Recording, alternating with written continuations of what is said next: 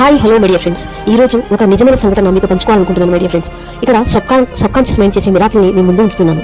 France నైరుతి ప్రాంతంలో ఉన్న లూడెస్ లో ప్రపంచ ప్రఖ్యాతిగాంచిన ఉపశమన పుణ్యస్థలం ఒకటి ఉంది మీడియా ఫ్రెండ్స్.